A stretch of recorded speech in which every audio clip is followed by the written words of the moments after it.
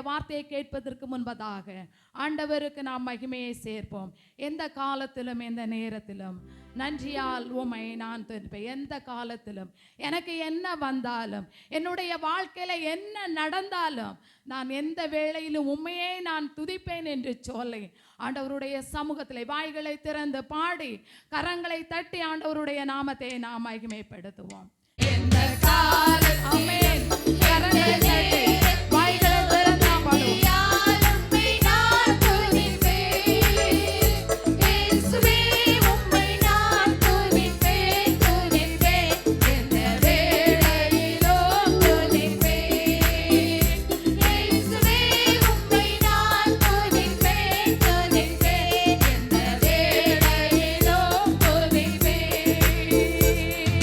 கந்தா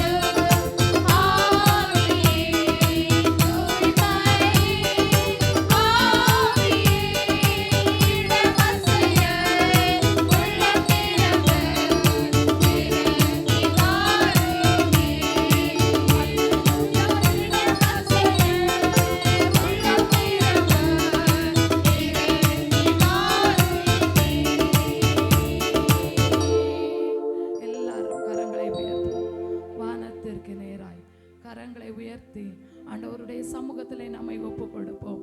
இந்த நாளிலே உம்முடைய வார்த்தையை நான் கேட்கும்படியாக இருக்கிறேன் ஆண்டவரே. அந்த வார்த்தைகள் என்னுடைய இருதயத்தில் பேச வேண்டும். அதற்காய் இப்பொழுதே எங்களுடைய இருதயத்தை ஒருமுகப்படுத்த வேண்டும் என்று சொல்லி நம்முடைய கரங்களை உயர்த்தி நம்முடைய இருதயத்தை ஆண்டவருக்கு நேராய் திருப்புவோம். கர்த்தருடைய வார்த்தையை நம்மோடு கூட பகிர்ந்து கொள்வார்கள்.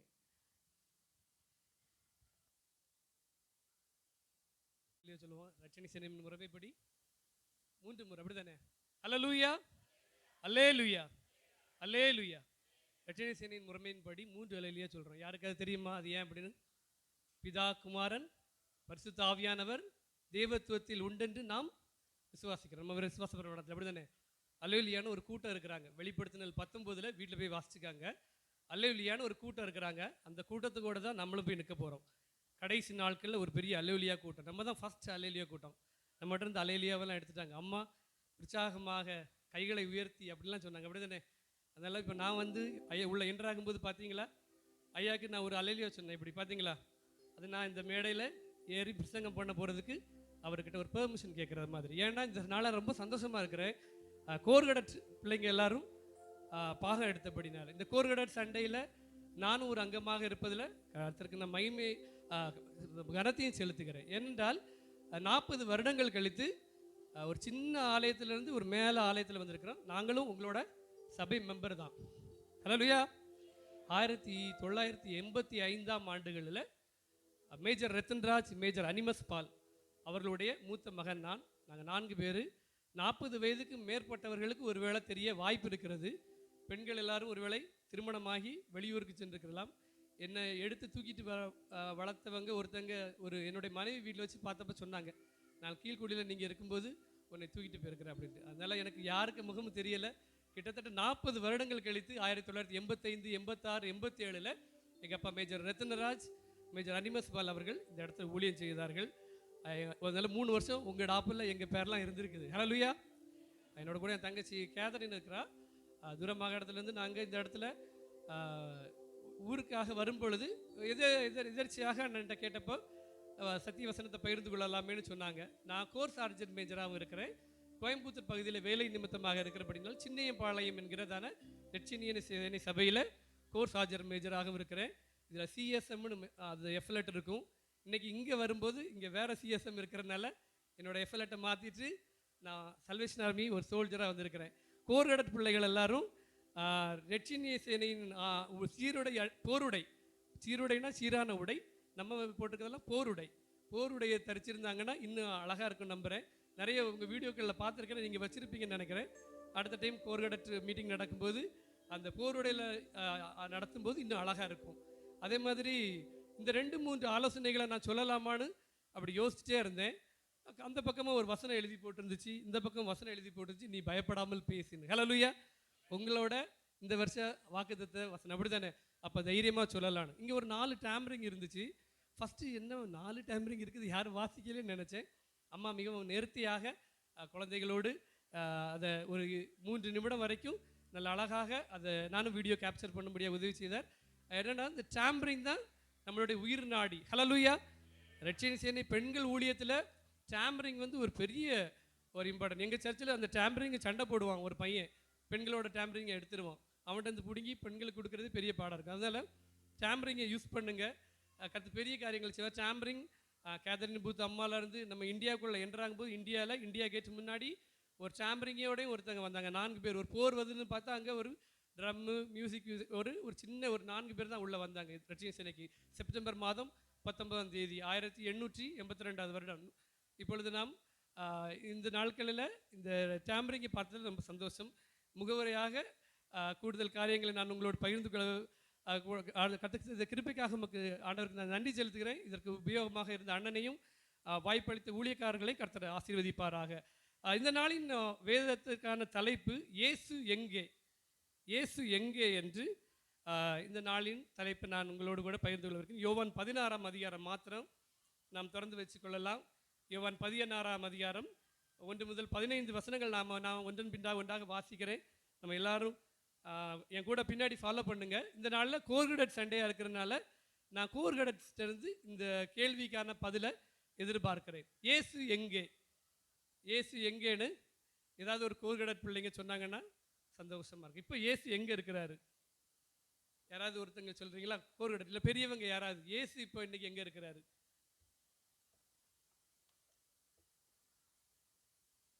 யாருக்காவது தெரியுமா? சொல்லுங்க. இயேசு எங்க இருக்கிறாரு? நமக்குள்ள இருக்கிறாரு. அக்கா சொல்லிட்டாங்க. அவங்க கடைசி என்னோட மெசேஜே சொல்லிட்டாங்க. ஹல்லேலூயா. ஆமா, இயேசு இப்போ எங்க இருக்கிறாரு? பரலோகத்தில் பிதாவினுடைய வலது பார்சத்தில் உட்கார்ந்துருக்காரு. அப்படித்தானே? அவர் சொல்லிட்டு போனாரா சொல்லாமல் போனாரா? சொல்லிட்டு தான் போனார். அங்கே தான் சொன்னது வசனங்கள் தான் இந்த யோவான் 16ஆம் அதிகாரத்தில் இருக்கிறது. இந்த இயேசுவை நம்ம ஏன் தேடுறோம்னா, இயேசுவை இப்போ நம்ம மட்டும் தேடுற மாதிரி இல்லை. அவர் பிறந்தப்பவும் தேடினாங்க, அவர் இறந்த பின்பும் தேடினாங்க. பிறந்தப்ப யார் தேடினா? 3 சாஸ்திரிகள் தேடி இருந்தாங்க. அப்படித்தான். என்ன சொன்னாங்க? யூதருக்கு ராஜாவாக பிறந்திருக்கிறவரை பணிந்து கொள்ள வந்தோம்னு யார்கிட்ட போய் கேட்டாங்க? ஏரோது ராஜா கிட்ட. ஏன்னா யூதருக்கு ராஜாவாக கிழக்கில் ஒரு நட்சத்திரம் தோண்டி இருக்குது, ஒருத்தர் பிறந்திருக்கிறாருன்னு உடனே இவங்க தேடி போகிறாங்க. பிள்ளையை தேடி போனால் பிள்ளையே அரண்மனையில் காணலை. அப்படி தானே? பிள்ளையை தேடிட்டு இருக்கிறாங்க. அடுத்து கேட்ட ராஜா என்ன பண்ணுறாரு? அவர் எதுக்கு தேடினாரு? பிள்ளைய கொலை செய்ய தேடுறாரு. அப்படி தானே? ஏசு பிறந்த பொழுதும் தேடினாங்க, அப்புறம் ஏசு இறந்த பொழுதும் தேடினாங்க. போய் கல்லறையில் தேடுறாங்க, மரியாதைலாம் போய். அப்போ தூதன் வந்து என்ன சொல்கிறான்? நீங்கள் தேடுறவர் இங்கே இல்லை, அவர் உயிர்த்தெழுந்துட்டார்னு. ஆனால் உயிர்த்தெழுந்த இயேசுவை இன்னும் நம்ம தேடிக்கிட்டே தான் இருக்கோம். ஹல்லேலூயா. நம்ம அவர் என்ன சொல்லிக்கிறாருன்னா, அதிகாலையில் என்னை தேடுகிறவன் கண்டடைகிறான், என்னை தேடுவீர்களானால் பிழைப்பீர்கள், என்னை தேடுகையில் அவர் உங்களுக்கு தென்படுவார். அப்படி தான் நிறைய வசனங்கள் சொல்லுது. நாம் இந்த நாளிலே ஞாயிற்றுக்கிழமை ஆராதனை வெள்ளை இயேசு கிறிஸ்து நம்மோடு கூட இருப்பார். அம்மா சொன்ன மாதிரி இயேசு கிறிஸ்து நம்மோடு கூட இருக்கிறார். அவர் தமது ஜனங்களோடு வாசம் பண்ணுகிறவர். அப்படி தான் நம்ம எங்களுக்குள்ளே வாசம் பண்ணும் ஆவியானவரே இந்நாளில் சித்தம் போல் நடத்தி செல்லுமையான பாட்டெல்லாம் பாடுகிறார். அப்படி தானே? நமக்குள்ள வாசம் பண்ணுகிற மனுஷர்கள் மத்தியில் வாசம் பண்ணுகிறவன். ஹல்லேலூயா. இந்த நாளில் இயேசு கிறிஸ்து போகும்பொழுது இப்படியாக சொல்லிட்டு போனார். நான் இன்னைக்கு இப்போ கேட்ட கேள்விக்கு யாருமே பதில் சொல்லல. ஒரு இடத்தெல்லாம் தலையை கமந்துட்டாங்க. என் மகன் வந்து பெங்களூரில் படித்தனால தமிழை கஷ்டப்பட்டு படித்தான் இன்னைக்கு வசனம் வாசிக்கும் போது. அப்படி தானே? பிள்ளைகளெல்லாம் வசனங்களை மிகவும் சரளமாக வாசிப்பாங்க நம்புறேன். தங்கச்சி நாள் அழகாக கூட்டம் நடத்துனாங்க. இப்போ இந்த கேள்விக்கு நீங்கள் இன்னும் பதில் இயேசு எங்கன்னு அவங்க இங்கே இருக்குன்னு சொன்னாங்க. அண்ணங்களாம் என்ன சொன்னாங்க? பரலோகத்தில் பிதாவினோட வலசு பாரத்தில் இருக்காருன்னு. இப்படி தான் ஒரு ஆங்கிலத்தில் படித்த ஒரு கதையை சொல்கிறேன். ஒரு அப்பா அம்மாவுக்கு 2 பசங்க, ரொம்ப சேட்டை பண்ணுற பசங்க. இந்த 2 பசங்க வந்து ஊரில் ஏதாவது ஒரு பொருள் காணாமல் போயிடுச்சுன்னா இந்த வீட்டுக்கு வருவாங்க, இந்த வீட்டில் கிடைக்கும். ஏன்னா இந்த 2 பேர் என்ன பண்ணுவாங்கன்னா சேர்ந்து போய் திருடிட்டு வந்துடுவாங்க. பொருளை வந்து வீட்டில் உட்காந்துருக்கு. அப்போது இந்த பிரச்சனை தாங்க முடியாமல் பாஸ்டர் வருவார். அவங்க அப்பா சொல்லுவார், எங்கள் 2 பசங்க இருக்கானுங்க, 2 பேரும் அடிக்கடி திருடிடுறானுங்க. அந்த பொருள்கள், இவங்க திருடின பொருள்களை ஊரில் உள்ளவங்களாம் தேடிக்கிட்டு கடைசியாக எங்கள் வீட்டில் வந்து கண்டுபிடிச்சிடுவாங்க அப்படின்னு. அப்போ இந்த பாஸ்டர் சொன்னார், சரி நான் இவனுங்களை பார்த்துக்கிறேன். ஒரு கதவை பூட்டி ரூமுக்குள்ளே 2 பேரை உட்கார வச்சுட்டு பாஸ்டர் கேட்டார். அவர் ஆங்கிலத்தில் படித்த கதை, அதனால ஆங்கிலத்தில் அவர் கேட்டார், வேர் இஸ் காட்? இயேசு எங்கே அப்படின்னு, ஆண்டவர் எங்கே அப்படின்னு கேட்டாங்க. இவங்க 2 பேரும் இப்படி முழிக்கிறானுங்க. எல்லா பொருளையும் இவங்க 2 பேரும் சேர்ந்து தான் திருடுவாங்க, அட்டையை போடுவாங்க. அப்போ என்ன பண்ணுறான்னா, இவன் ஒருத்தனை பார்க்குறான், இன்னொருத்தனை பார்க்குறான். 2 பேரும் மாற மாற பார்க்குறாங்க. ஏன்னா நம்ம இந்த பொருளை திருடவே இல்லையே, இது யாரு அவனுக்கு தெரியல, இயேசு யாருன்னு தெரியல. இயேசுனவுடன் கடவுள்னவுடன் அவனுக்கு யோசிக்கிறானுங்க. ஒருத்தன் ஓடி போய் ரூமுக்குள்ளே போய் தடவிட்டு இருக்கிறான், ஓடிட்டு இருக்கிறான். இங்கே இன்னொருத்தன் அவன் தான் எடுத்துகிட்டு நினச்சிட்டு இவன் பேசாமல் உட்காந்துட்டான். சரி அவன் தான் எடுத்து கொடுக்க போகிறான்ட்டு இவனை பிடிச்சி மிரட்டினதில் இவன் அழுதுட்டான். அப்பா அம்மாலாம் ஓடி வந்து என்னாச்சுன்னு கேட்டால், பாஸ்டர் கேட்டார், எங்கே கடவுள் எங்கே, இயேசு எங்கேன்னு கேட்டார். ஒருத்தன் தேட போயிருக்கிறான், ஒருத்தனுக்கு இங்கே உட்காந்து அழுதுட்டு இருக்கிறான்ட்டு. அவங்க 2 பேருக்கு என்ன பண்ணனா, இயேசு யாருன்னு தெரியல. அப்படி தானே? நம்ம பிள்ளைகளுக்கு தெரியுமா தெரியாதா? இயேசு யாருன்னு தெரியல, அப்படி தானே?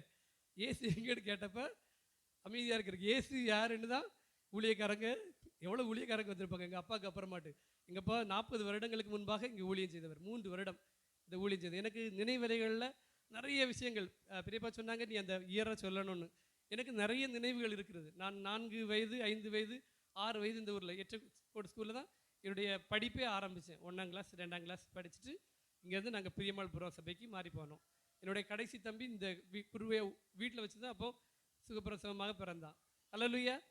உங்களுடைய நபர்கள் தான். அவங்க கூட எங்களை இந்த ஊர்லேருந்து ஒருத்தர் கொண்டு வந்து விட்டுட்டு பெரியமல்புரத்தில் விட்டுட்டு போனாங்க. ஹல்லேலூயா. நாங்கள் உங்களுடைய பிள்ளைகள் தான். உங்களோட கூட வசனம் என்னென்னா, எங்கள் அப்பா 40 வருடம் கழித்து இந்த இடத்துல நாங்கள் சந்தோஷமாக இருக்கிறோம். அதில் பிள்ளைகள்லாம் இயேசு யாருன்னு தெரிஞ்சுக்காங்க, இயேசுவை தேடிட்டு இருக்கக்கூடாது. அப்படி தானே? மற்றவங்கெல்லாம் தேடலாம். நம்ம இயேசு யாருன்னு கேட்டப்போ ஒருத்தர் பேதுரு என்ன சொன்னார் தெரியுமா? இயேசு யாருன்னு கேட்டப்போ பேதுரு என்ன சொன்னார்? நீர் ஜீவனுள்ள தேவனுடைய குமாரன். ஹல்லேலூயா. இயேசு கிறிஸ்து ஜீவனுள்ள தேவனுடைய குமாரன். பிதா, குமாரன், பரிசுத்த ஆவியாகிய மூவர் தேவ தத்துவத்தில் உண்டென்று நாம் விசுவாசிக்கிறோம். ஹல்லேலூயா. இதுதான் இரட்சணை சேனையின் பிரமாணம், முறைமைகள். இவைகளை நாம் வளருவோம். இந்த நாளிலும் நான் அதைத்தான் அந்த ஒரு சில வார்த்தைகளை தான் உங்களோடு கூட பகிர்ந்து கொள்ளுங்க. இயேசு கிறிஸ்து சொல்கிறாரு, இயேசு கிறிஸ்து சொல்லாமல் போகலை, எங்கே போகிறேன்ட்டு சொல்லிட்டு போயிருக்கிறார். அதனால குழந்தைகளுக்கு தெரியலைன்னா கோரிடர் பிள்ளைங்கள்லாம் என்னை ஃபாலோ பண்ணிக்காங்க. இந்த 16 அதிகாரத்தில் பார்த்தீங்கன்னா இயேசு கிறிஸ்து சொல்கிறாரு, 5வது வசனத்தை யாராவது ஒரு வாசிங்க.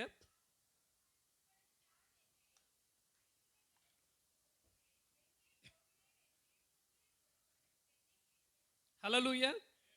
இப்பொழுது நான் என்னை அனுப்பின இடத்துக்கு போகிறேன், எங்கே போகிறேன் என்று உங்களில் ஒருவனும் கேட்கவே இல்லை. அப்படித்தானே? யாருமே கேட்கல. ஆண்டவர் எங்க சொல்றாரு, நான் என்னை பிதாவை அனுப்பினதுக்கு. நம்ம எல்லாருமே ஆவி தன்னை தந்த தேவனுக்கு போகணும் தான் வசனம் இருக்கிறது. ஆவி தன்னை தந்த நம்ம எல்லாம் தேவனுடைய பிள்ளைகள். தேவனுடைய பிள்ளைகள்ங்கிறதுக்கு ஆவியானவர் சாட்சி கொடுத்துருக்காரு வசனங்களாக இருக்குது. நம்ம எல்லாரும் அவர்கிட்ட தான் போவோம். ஹல்லேலூயா. எல்லாரும் பரலோகத்துக்கு போவோம் நம்பிக்கையோட தானே இருக்கீங்க. ஹல்லேலூயா, அல்லேலூயா. எல்லோரும் பரலோகத்துக்கு போவோம் நம்பிக்கை. ஆண்டவருடைய பிள்ளைகளாக இப்போ இயேசு கிறிஸ்து முதல்ல போயிட்டாரு. நான் போகிறேன், ஆனால் நான் போய்கிட்ட உங்களை சும்மா விட மாட்டேன். ஒரு ஆள் போயிட்டாங்க, ஆனால் இங்கே ஒரு ஆள் அவருக்கு நம்மளை பாதுகாக்கிறதுக்கு, நமக்கு துணையாக இருக்கிறதுக்கு வரணும்னு சொல்லிக்கிட்டு தான் ஆண்டவர் என்ன சொல்கிறாருன்னா, தொடர்ந்து வாசிக்கும்போது இப்போ நான் சொன்ன உடனே நீங்கள் சுகமாக இருக்கலாம், நான் போகிறேன்னு. ஆனால் நான் வந்து போகிறது ரொம்ப உங்களுக்கு பிரயோஜனமாக இருக்கும். 7வது வசனம் சொல்லுது. 7வது வசனத்தில் நான் உங்களுக்கு உண்மையை சொல்லுகிறேன், நான் போகிறது உங்களுக்கு பிரயோஜனமாக இருக்கும். நான் போகாதிருந்தால் தேற்றரவாளன் உங்களிடத்தில் வரார், நான் போவேனே ஆகில். ஹல்லேலூயா. நான் போயிட்டா யார் வருவா?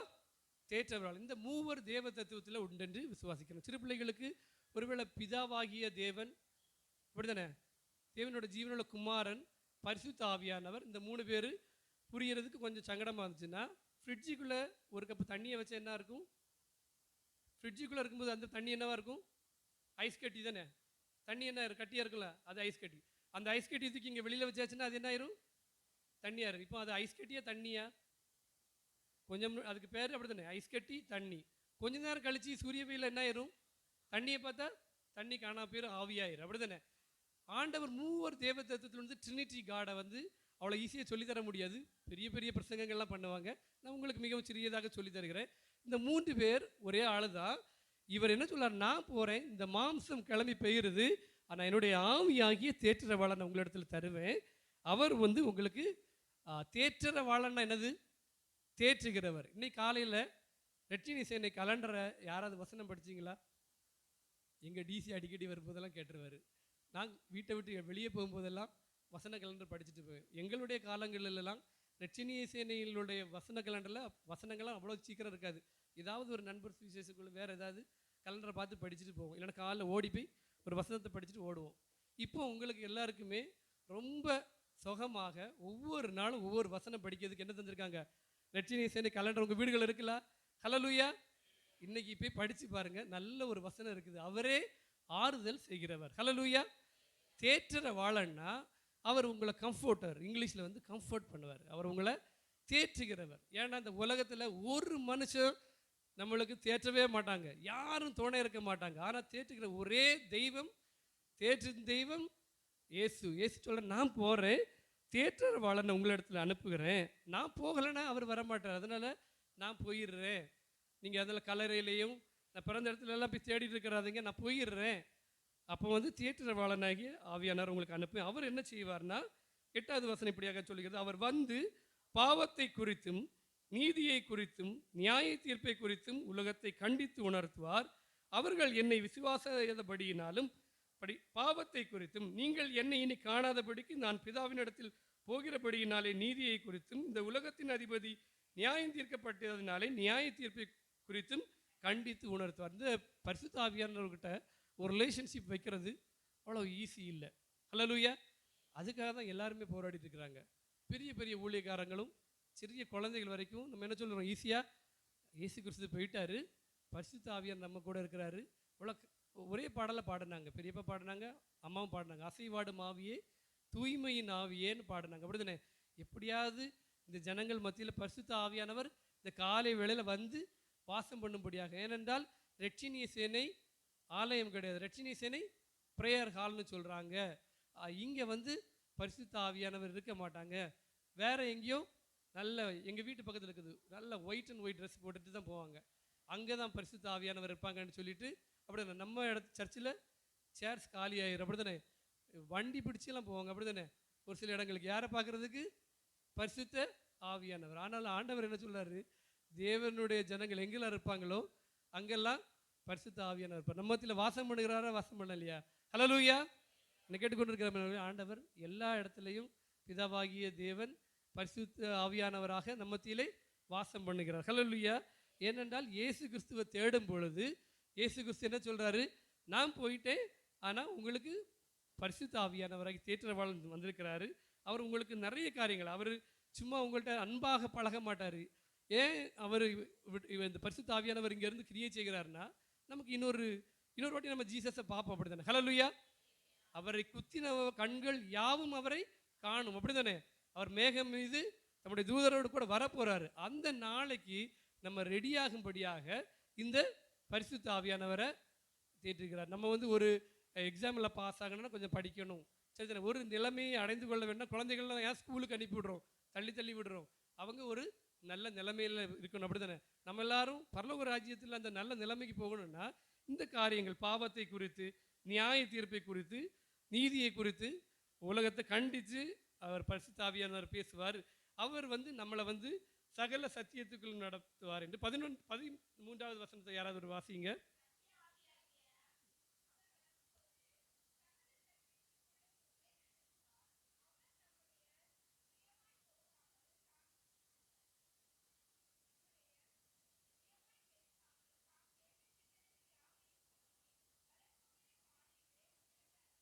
ஹல்லேலூயா. அவர் வந்து வரப்போகிற காரியங்கள் எல்லாம் அறிவிப்பார். இந்த ஊழியக்காரங்க எல்லாரும் இப்போ அதை தான் செஞ்சுருக்காங்க. பரிசுத்த ஆவியினால் நிறைந்தவனாய் ஸ்தேவான் ஒருத்தர் பார்த்து படிச்சிருப்போம்ல, அவர் வந்து கல்லறிந்து கொல்லப்பட்டார். அவர் கடைசி நேரத்தில் அவரும் பிதாவே இவர்களை மன்னின்னு சொல்லி இயேசுவை போல உயிர்த்தெழுந்தார். அது மாதிரி அநேகம் பரிசுத்தவான்கள் எல்லாம் என்ன சொன்னாங்கன்னா, நியாய தீர்ப்பை குறித்தும் நீதியை குறித்தும் நமக்கு கண்டித்து உணர்த்தினாங்க. நமக்கு ரட்சினி சேனை ஆலயங்களில் யார் நம்ம கண்டித்து உணர்த்தினா? ஊழியக்காரங்க. பழைய காலத்தில் ஊழியக்காரங்க கம்பு எடுத்துகிட்டு தெருவுக்குள்ளே இறங்கினாங்கன்னா பிள்ளைகள்லாம் வரிசை எங்கே இருப்போம்? கோயிலில் இருப்போம். இப்போ ஊழியக்காரர் கம்பு எடுத்தாருன்னா அப்பா வந்து என்ன சொல்லுவாங்க? ஊழியக்காரருக்கு டிரான்ஸ்ஃபர் வாங்கி கொடுத்துருவாரு, அப்படி தானே. ஹல்லேலூயா. அப்படி இருந்துச்சுன்னா நம்ம பிள்ளைகளுக்கெல்லாம் இயேசு யாருன்னு தெரியாது, அப்படி முழிச்சிட்டு இருப்பாங்க, அப்படி தானே.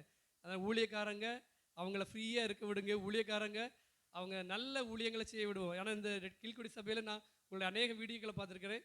மிக அருமையான ஊழியங்கள் நடக்கிறது. ரொம்ப சந்தோஷமாக இருந்து ரொம்ப நாளைக்கு பிறகு நல்ல பாடல்களை கைத்தட்டி பாடும்படியாக. நிறைய பேர் கைத்தட்டாமல் இருந்துச்சு, எனக்கு பின்னாடி சவுண்டு கேட்கல, ஏன் கைத்தட்டு மட்டும் கேட்ட மாதிரி இருந்துச்சு. அந்த நீங்கள் கைத்தட்டுனீங்கன்னா நல்ல பிளட் சர்க்குலேஷன் வரும். எனக்கு வெரிகோஸ் வெயின் இருக்குது, கீழே இருந்து மேலே வரைக்கும் பிளட் சர்க்குலேஷன் ஆகாது. ஆனால் ஞாயிற்றுக்கிழமை தோறும் எனக்கு ரொம்ப சந்தோஷமாக இருக்கும். வாரத்தில் ஒரு நாள் நல்ல கைத்தட்டி, அம்மா கைத்தட்டி ஆண்டவர் மேம்படுத்துன்னு சொன்னாங்க தெரியுமா? அப்படி தான் நீங்களாம் உட்காரதுக்கு முன்னாடி கைகளை தட்டும் போது என்ன ஆகும்னா, இந்த இடத்துல அப்படி தானே நல்ல ப்ரெஷர் ஆகும்போது என்ன ஆகும்?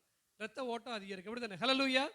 அதுக்காக தான் அவங்க கைத்தட்ட சொல்கிறாங்க. சும்மா நம்மளுடைய ரட்சினி சேனை ஆலயங்களை நம்ம தான் முதல்ல நல்லா கைத்தட்டணும், அப்படி தானே. பசங்களாம் அழகாக அருமையாக கொட்டடிச்சாருங்க. இப்படி தான் நாங்கள் ஆண்டவரை ஆராதித்தோம். நம்முடைய ஒவ்வொரு காரியங்களுக்கு பின்பாகவும் ஒவ்வொரு நம்முடைய வாழ்க்கைக்கு தேவையான முறைகள் இருக்கிறது. அதனால் நல்ல கரங்களை தட்டுறது வேற ஒரு ஆள், வேற ஒரு குரூப்புக்குன்னு நினச்சிக்காதீங்க. ஹல்லேலூயா. கரங்களை தட்டுறது நமக்கு தான். ஹல்லேலூயா. அவங்கெல்லாம் போனால் அந்த பக்கம் ஒரே சவுண்டு தாங்காது, கரங்களை தட்டுவாங்க, அல்லேலூயா சத்தம் போடுவாங்க. இல்லை, எல்லாருக்கும் தான் ஹல்லேலூயா.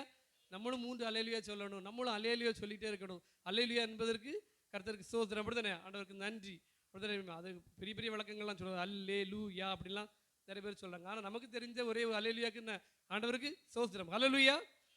கர்த்தருடைய பரிசுத்த நாம் மாத்திரமே மகிமைப்படுவதாக. இந்த இடங்களில் என்னை கேட்டுக்கிற அருமையானவர்களை, ஒவ்வொரு காரியங்களிலும் நாம் கடன்களை தட்டி சந்தோஷமாக பாடுவோம், இயேசு கிறிஸ்துவை அறிந்து கொள்வோம். உங்களோட நான் பெரிய இந்த பிரசங்கங்களை சொல்ல வரவில்லை. இந்த ஒரு காரியத்தை மட்டுமே, இயேசு எங்கேன்னு கேட்டால், இயேசு வந்து அவங்க சொன்ன மாதிரி இயேசு இங்கே எப்படி இருக்கிறாரு? பரிசுத்த ஆவியானவராக இருக்கிறார். அவர் நம்ம மத்தியில் வந்து வாசம் பண்ணுகிறவராக இருக்கிறார். அதுக்கான ஒரு உறுதுணையான ஒரு வசனத்தையும் கூட உங்களுக்காக நான் வாசிக்க விரும்புகிறேன். வெளிப்படுத்தின விசேஷம் 21ஆம் அதிகாரம் 3வது வசனத்தை வாசிங்க.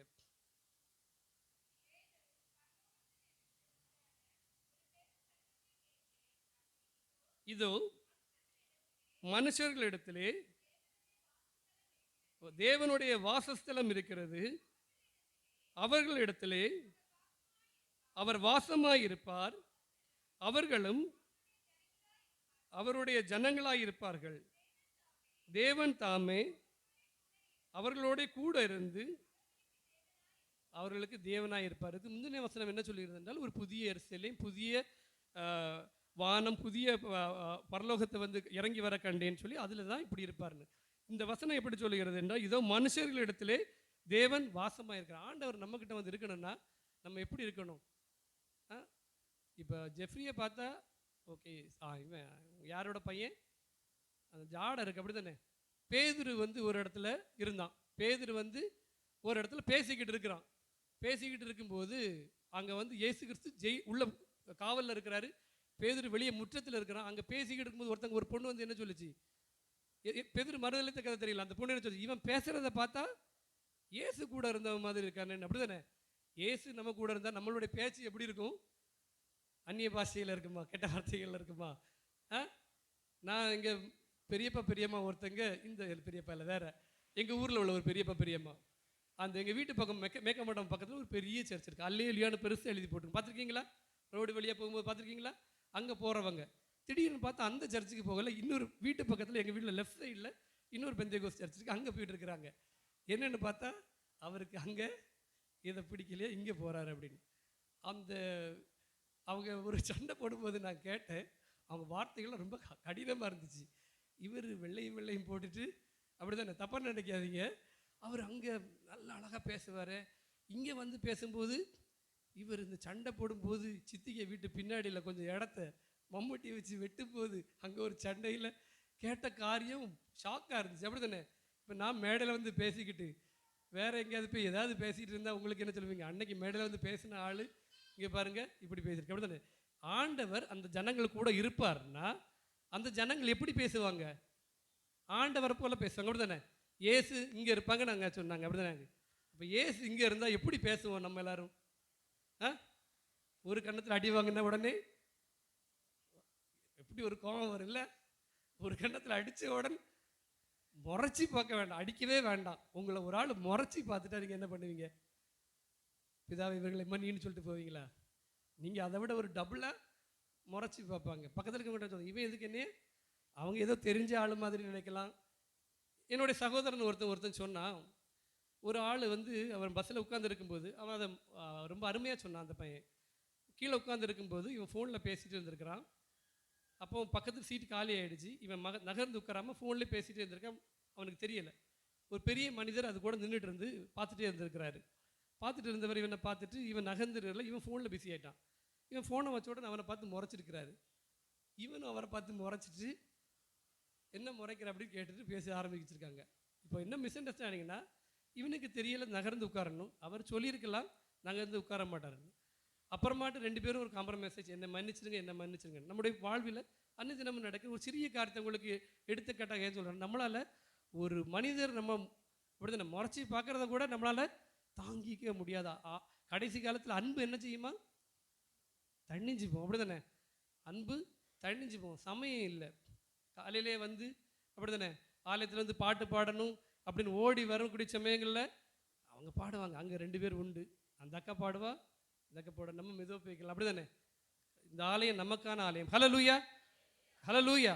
அண்ணன் சொன்னாங்க ஒரு 9:40-45 வந்த போது சொன்னாங்க. நானும் கரெக்டாக 40க்கு கீழே நின்று கூப்பிட்டேன். அப்போ அவங்க மேலே வரும்போது ரொம்ப செருப்பே காணலை. நாங்கள் 3 செருப்பு 4 செருப்பு தான் இருந்துச்சு. ஷூ எங்கே போடனே தெரியல, செருப்பு எங்கே போடனே தெரியல.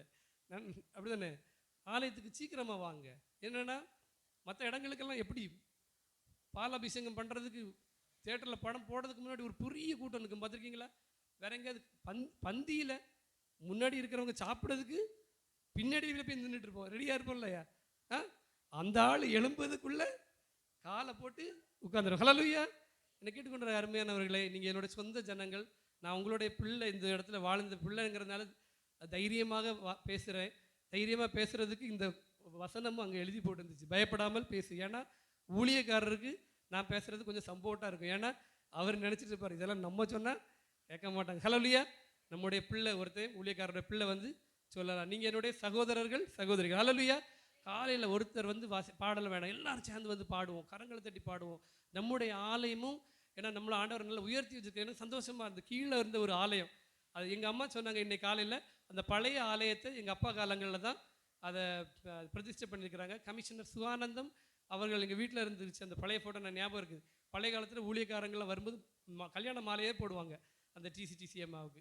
அந்த ஃபோட்டோலாம் எங்கள் வீட்டில் இருந்துக்கு நான் பார்த்த ஞாபகம் உண்டு. கீழே இருந்த பழைய ஆலயத்தை எங்கள் அப்பா அம்மா கருத்துருந்துருக்காங்க. 40 வருடம் கழித்து இப்போ பெரிய ஆலயத்தில் ஆண்டவர் நம்மளை உயர்த்திருக்கிறார். ஹல்லேலூயா. நம்முடைய எல்லா வசதி வாய்ப்புகளையும் நம்ம உயர்த்திருக்கிறார். ஹல்லேலூயா. ஹல்லேலூயா.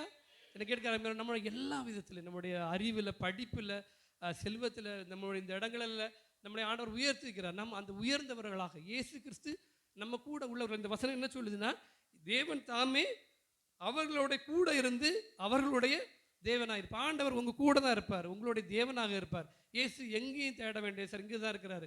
பரிசுத்த ஆவியானவர் தேற்ற வாழன், அவர் நம்ம கூட தான் இருக்கிறார். அதனால காலை வேளையில் வாங்க, சந்தோஷமாக பாடல பாடுங்க. நம்முடைய ஆராதனைகள், நம்முடைய ஆலயமும் மற்ற ஆலயங்களை விட மிகவும் சிறப்பானது. கிட்டத்தட்ட ஒரு 3+3 6 மாதங்கள் நான் வெளிநாட்டில் ரட்சினை சேனை ஆலயத்தை நான் வந்து அட்டன் பண்ணினேன். தங்கச்சி இப்போ இருக்கிறாங்க அந்த நாட்டில். 3+3 2015 போன வருடமும் 6 மாதம் கிட்டத்தட்ட அந்த ரட்சினை சேனை ஆலயங்களை நான் அட்டன் பண்ணேன். அங்கே வந்து ரட்சினை சேனை ஆலயங்கள் அவங்களுடைய கலாச்சாரம் படி ரொம்ப ப்ராக்டிக்கலாக கீழே நின்று செய்தெல்லாம் காட்டுவாங்க பிரசங்கத்தை. நான் கூட இன்றைக்கி உங்களுக்கு பண்ணுற இந்த மெசேஜ் ஒரு ரோமன் கேத்தலிக் தொழுகை மோடில் இல்லை, ஒரு சிஎஸ்சி டீச்சிங் ப்ரீச்சிங் மோடில் இல்லை, அதாவது போதனை மாதிரி இல்லை, ஒரு இன்ட்ராக்டிவ் மோடு, அதாவது கலந்துரையாடல் போன்று நான் உங்களோடு கூட அந்த மாதிரியான ஒரு முறையில் நான் பிரசங்கம் பண்ணுகிறேன். ஒருவேளை என்னுடைய பிரசங்கம் ஒருவேளை ஒரு சொற்பொழிவு மாதிரி இல்லாமல் இருக்கலாம். அதற்கு காரணம் ரட்சினை சேனையினால் நாங்கள் வளர்க்கப்பட்ட நாங்கள், ரட்சினை சேனையின் அகில உலக ரட்சினை சேனை பார்த்த நாங்கள் அந்த அளவுக்கு நம்முடைய கலாச்சாரம் இல்லாவிடிலும், ஏனென்றால் அவர்கள் செய்து காட்டுவார்கள். ஒவ்வொரு விளக்கங்களையும் வெளிநாட்டில் செய்து காட்டுவாங்க. குழந்தைகளை வைத்து இன்றைக்கி ஓர்கடர் சண்டேனா பெரிய ஆட்டம் பாட்டம் கொண்டாட்டமாக இருந்திருக்கு, அப்படி தானே? எனக்கு ரொம்ப சந்தோஷமாக இருந்துச்சு. பிள்ளைகள் அருமையாக பாகம் எடுத்தார்கள். அந்த டேம்பரிங் தூங்கிட்டு இருக்கேன்னு யோசிச்சுட்டு இருந்தேன்.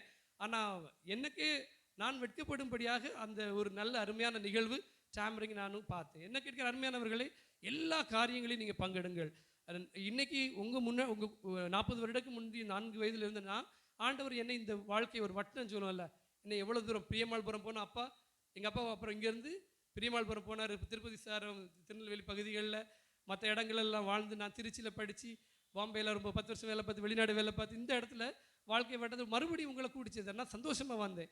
2 நாள் கழித்து பயந்தேன், பிரசங்கம் பண்ணணுமா வேண்டாமா அண்ணன்ட்ட, ஓகே சொல்ல வேண்டாமா, நான் எனக்கு 2 நாள் கழித்து சொல்கிறேன்னு சொன்னேன். வசனம் தீமோத்தேயுவில் படித்தேன், சமயம் வாய்த்தாலும் வாய்க்காவிட்டாலும் திருவசனத்தை பிரசங்கம் பண்ணுன்னு சொல்லிட்டாங்க. அப்புறம் காலையில் நேற்றுக்கு வாசிக்கிறேன் என்னுடைய வேத பகுதியில் சுவிசேஷ அறிவிப்பு. இன்னைக்கு காலையில் தேவ சத்தம்னு ஆண்டவர்கிட்ட நான் ஜெபம் பண்ணிட்டு இருந்தேன். ஆண்டவரே என்ன பேச போகிறேன்னு எனக்கு தெரியாது. ஈவன் ஐ ஆம் ஆல்சோ ஈகர்லி வெயிட்டிங் ஃபார், நீங்கள் என்ன பேச போகிறீங்கன்னு நீங்கள் கேட்குறத நான் ஆவலாக இருக்கிறேன்னு நான் ஆண்டவர்கிட்ட ஜெபம் பண்ணிட்டு வந்தேன். கேட்குறேன். ஹல்லேலூயா.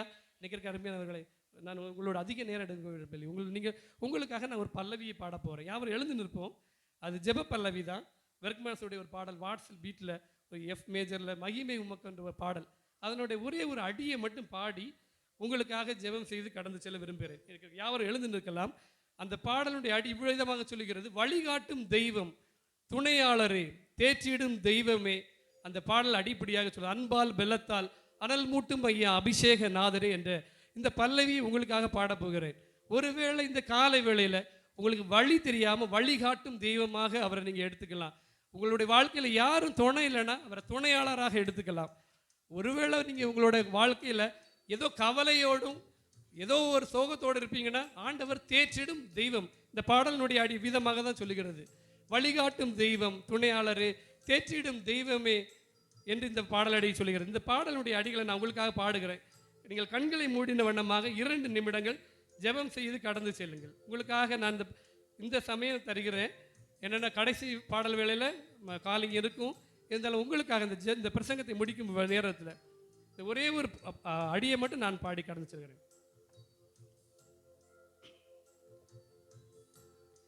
வழிகாட்டும் தெய்வம் துணையாளரே, தேற்றிடும் தெய்வமே, வழிகாட்டும் தெய்வம் துணையாளரே, தேற்றும் தெய்வமே, அன்பால் பலத்தால் அனல் மூட்டும் ஐயா அபிஷேகநாதரே. கரங்களை உயர்த்தி அன்பால் பலத்தால் அனல் மூட்டும் ஐயா அபிஷேகநாதரே.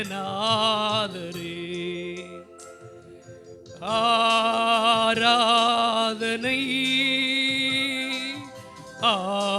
ஆராதனை ஆராதனை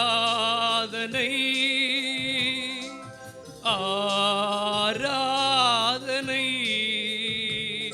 என் அன்பரேசுவுக்கே, என் அன்பரேசுவுக்கே, மகிமை உமக்கன்றோ,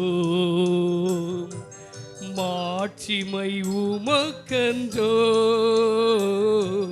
மகிமை உமக்கன்றோ,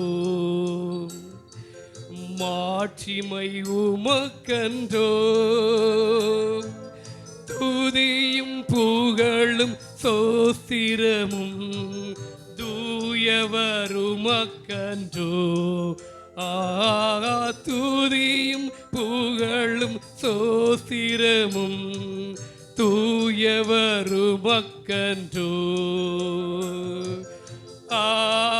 ஆராதனை ஆராதனை ஆராதனை ஆராதனை என் அன்ப இயேசுவுக்கே, என் அன்ப இயேசுவுக்கே. கண்களை மூடி ஜெபம் செய்யுங்கள். எப்போதும் இருக்கின்ற இனிமேலும் வருகின்ற எங்கள் ராஜாவே, எப்போதும் இருக்கின்ற இனிமேலும் வருகின்ற எங்கள் ராஜாவே, உம் நாமம் வாழ்க, உம் அரசு வருக, உம் சித்தம் நிறைவேறுக, உம் நாமம் வாழ்க, உம் அரசு வருக, உம் சித்தம் நிறைவேறுக. ஆராதனை ஆராதனை கரங்களை உயர்த்தி ஆராதனை ஆராதனை என் அன்ப இயேசுவுக்கே, என் அன்ப இயேசுவுக்கே, என் அன்பர் இயேசுவுக்கே, என் அன்பர் இயேசுவுக்கே. யாவரும் எங்களளவில்லாமல் நேசித்து வழி நடத்தி வருகிறேன் எங்கள் அன்பு நிறைந்த ஆண்டவரே, பிதாவாகிய தேற்றரவாளனை எங்களுக்காக தந்துவிட்டு சென்ற இயேசு தெய்வமே, துதிக்கிறோம், சோதரிக்கிறோம், மகிமைப்படுத்துகிறோம். இந்த ஆகஸ்ட் மாதம் இந்த 24ஆம் ஆண்டு ஆண்டவரே, இந்த ஏற்றுக்கோடு சபையிலே ஆண்டவரே, ரட்சினேசனி ஆலயத்திலே ஆண்டவரே, நாங்கள் கூடி வர அந்த நல்ல கிருபைக்காக நன்றியோடு துதிக்கிறேன். என்னுடைய ஜனங்களோடு கூட இயேசு எங்கே என்று நாங்கள் தியானித்த போது, இயேசு தேற்றரவளான் ஆகிய சத்திய ஆவியை நமக்கு தந்திருக்கிறாரு. அவர் நம்ம கூட இருக்கிறாரு, அவர் நமக்குள்ள வாசம் பண்ணுகிறார். நமக்குள்ள வாசம் பண்ணுகிறவருடைய பிள்ளைகளாக நாங்கள் வாழ்வோம் என்று இந்த காலை வேளையில் தீர்மானித்து கடந்து செல்கிற ஒவ்வொருவரையும் கர்த்தர் தொடும்படியாக கெஞ்சுக்கிற மாட்டேன். ஒருவேளை அவர்கள் வழிகாட்டுதல் இல்லாமல் இருக்கலாம் ஆண்டவரை, வழிகாட்டும் தெய்வம் என்று உணர்ந்து கொள்ள உதவி செய்யுங்க. ஒருவேளை இந்த காலை வேளையில் ஆண்டவரே அவர்களுடைய கலக்கம் நிமித்தமாக நான் நாளைக்கு என்ன செய்வேன், என் வாழ்க்கையில் என்னுடைய படிப்புக்காக, என்னுடைய வேலைக்காக, என்னுடைய திருமண காரியங்களுக்காக, என்னுடைய குழந்தை காரியங்களுக்காக, என்னுடைய வாழ்வாதாரத்துக்காக, என்னுடைய கடைசி நாட்கள் நான் என்ன செய்வேன் என்று அவங்க அங்கலாய்த்திருக்கும் போது, தேற்றரவாளனாகிய பிதாவாகிய தேவன் உண்டு என்று அவர்கள் இந்த காலை வேளையில் அந்த உறுதியோடு கடந்து செல்ல கத்த உதவி செய்யும்படியாக கெஞ்சுகிறோம். காலை வேளையில் எழும்பி ஆண்டவரை யாரும் ஆண்டவரே இந்த பெட்டில் மொபைலை தேடாதபடி இயேசுவை தேட இந்த ஜனங்களுக்கு உதவி செய்யும்படியாக கெஞ்சுகிறோம். ஆண்டவரை பரிசுத்த ஆவியானவர் தாமே அப்படி செய்ய போகிறபடினால் நன்றி ஆண்டவர். எங்களுடைய சிறிய குழந்தைகள் முதல் பெரியவர்கள் ஒவ்வொருவரையும் நீங்கள் ஆசீர்வதிங்க, ஊழியர்களை ஆசீர்வதிங்க, வல்லமையாக பயன்படுத்துங்க. இரட்சகோடு சபையில் இன்னும் வரும் நாட்களில் நாங்கள் அநேகம் நல்ல காரியங்களை காண கர்த்தர் உதவி செய்யும்படியாக கெஞ்சுகிறோம். அடியுமே ஆண்டவர் குற்றங்குறைகள் மன்னித்து ஆண்டவர் இந்த நாளில் நடத்தினபடினால் நமக்கு நன்றி. தொடர்ந்து வழிநடத்துங்க, பாதுகாத்துக் கொள்ளுங்க. மின் பிரச்சமாக இயேசு கிறிஸ்துவின் மூலம் ஜெபங்களும் இறக்குந்த இந்த பிதாவே, ஆமேன். அல்லேலூயா, அல்லேலூயா, அல்லேலூயா. அல்லேலூயா. ஆண்டவருக்கு மகிமை உண்டாவதாக. ரொம்ப நேரம் நாம் செலவு பண்ண பொருள் 2 நிமிடம். இன்றைக்கி நாம் ஆண்டவருடைய வசனத்தை கேட்டோம். நான் போய் அவர் வருவார். அல்லேலூயா. இன்றைக்கி உள்ள திருச்சபையில் இருக்கிற பிரச்சனைனா நம்ம போகிறதும் காணாதது, கூட 4 பேர் ரஜனை செஞ்சதும் கூட்டிகிட்டு போயிடணும். இதுதான் அன்னைக்கு உள்ள கிறிஸ்தவத்திற்கும் இன்றைக்கி உள்ள கிறிஸ்தவர்களுடைய செயல்பாடுகளுக்கும் ரொம்ப பெரிய வித்தியாசம். ஆண்டவருடைய பிள்ளைகளை இன்றைக்கி நாம் நம்மை சிந்தித்து பார்ப்போம். ஆண்டவர் எல்லா இடங்களிலும் கர்த்தரை தேடுகிறவரிடத்திலே அவர் வாசமாயிருக்கிறார். அல்லேலூயா. அதுதான் ஆண்டவர் எங்கே. ஆதாம்கிட்ட ஆண்டவர் கேட்டார், ஆதாமே நீ எங்கே இருக்கிறாய்? அவன் சொன்னான், ஆண்டவரே நான் ஆடை இல்லாதவன், வஸ்திரமில்லாது இருக்கிறேன் என்று சொல்லி அறிந்து ஆண்டவருடைய சத்தத்தை தோட்டத்தில் கேட்டு உமக்கு பயந்து நான் என்ன செய்திருக்கிறேன், ஒளிந்து கொண்டிருக்கிறேன் அப்படின்னு சொன்னான். இன்றைக்கி நாம் சிந்தித்து பார்ப்போம், நாம் எப்படிப்பட்ட ஸ்தானத்தில் இன்றைக்கி இருந்து கொண்டிருக்கிறோம். ஆண்டவர் நம்மோடு கூட இருக்கிறார். உலகத்தின் முடிவு பரியந்தமும் சகல நாட்களிலும் அவர் நம்மோடு கூட இருக்கிறேன் என்று சொல்லி வாக்குத்தத்தம் செய்திருக்கிறார். இதுதான் ஆண்டவருடைய கடைசி வார்த்தை. இன்றைக்கி நாம் சிந்தனை செய்வோம், ஆண்டவர் நம்மோடு கூட இருக்கிறாரா அல்லது ஆண்டவரை விட்டு நாம் தூரமாக இருக்கிறோமா என்று சொல்லி சிந்தனை செய்வோம். ஆண்டவர் நம்மை ஆசீர்வதிப்பாராக. எவரும்படியே நாம் ஜெபம் செய்வோம். சகல நன்மைக்கும் ஆசீர்வாதத்திற்கும் காரணராய் இருக்கிற பரலோகத்தின் நல்ல ஆண்டவரே ஸ்தோத்திரம். இந்த ஓய்வு நாளின் காலை வேளையிலே ஆண்டவரே தம்முடைய சமூகத்திலே உம்முடைய பிள்ளைகளாய் எங்களை தெரிந்து கொண்டீர். ஆண்டவர் எங்களை தமக்கென்று சொல்லி வேறு பிரித்து இந்த உலகத்திலே ஆண்டவர் எங்களை உம்முடைய பிள்ளைகளாய் அழைத்து வந்தீர். உமக்கு நன்றி சொல்கிறோம் ஆண்டவரே. பாவத்தை குறித்தும் நீதியை குறித்தும் நியாய தீர்ப்பை குறித்தும் கண்டித்து உணர்த்தத்தக்கதான மகிமையான தெய்வம், அதற்காய் உமக்கு ஸ்தோத்திரம். இன்றைக்கு ஆண்டவரே நாங்கள் எண்ணி பார்க்கிறோம், ஆண்டவர் எங்கே என்று சொல்லுகிறதான ஒரு கேள்வி. அந்த கேள்விக்கு கடவுளுடைய வசனம் எங்களுக்கு பதில் கொடுக்கிறது. அதற்காய் உமக்கு நன்றி சொல்கிறோம் ஆண்டவரே. இந்த நல்ல வார்த்தைகளை கொண்டு ஆண்டவர் இன்றைக்கு எங்களோடு பேசினீர். உமக்கு ஸ்தோத்திரம். இன்றைக்கு இந்த ஆராதனையிலே தெய்வமே தம்முடைய ஊழியத்திலே பங்கு கொண்ட, தம்முடைய ஊழியத்தை செய்த இவருடைய படைசலத்துள்ள இளம் வாலிப பிள்ளைகளுக்காய் ஜெபிக்கிறோம் ஆண்டவரே. இன்றைக்கு ஆண்டவர் தம்முடைய பிள்ளைகளால் மகிமையடைந்தீர்.